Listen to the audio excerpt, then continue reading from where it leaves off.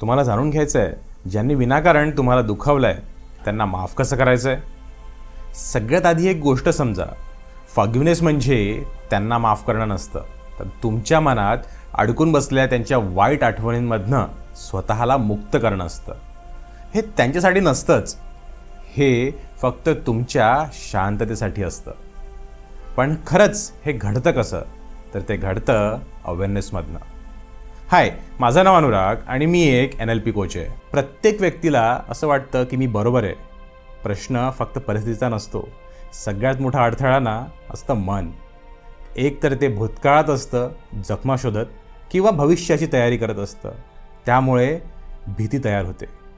जोपर्यंत तुम्हाला कळत नाही की मी मन नाही आहे, मी त्या विचारांचा साक्षीदार आहे, तोपर्यंत मन भीतीतूनच निर्णय घेत असतं. ज्यांनी तुम्हाला दुखावलं आहे ते कदाचित तुमच्यापेक्षा वयाने मोठे असतील, पण मानसिक वयाने ते कदाचित लहानसुद्धा असू शकतील. कारण मेंटल एज आणि फिजिकल एज ह्या दोन्ही वेगवेगळ्या गोष्टी आहेत. जिथे जागरूकता कमी असते तिथे दुखावणं जास्त असतं. कधीकधी वेदना येतात कारण तुमच्यातली इन्सिक्युरिटी ट्रिगर व्हावी म्हणून, आणि तुम्ही शिकावं. ज्याच्यात जास्त अवेअरनेस असतो तो जाणीवपूर्वक कोणाला दुखवत नाही. ही जाणीव आली की माफ करण्यासारखं काहीच उरत नाही. तुम्ही फक्त स्वीकारता, शिकता आणि पुढे जाता, आणि मग कळतं सगळं काही तुमच्या ग्रोथसाठीच होतं.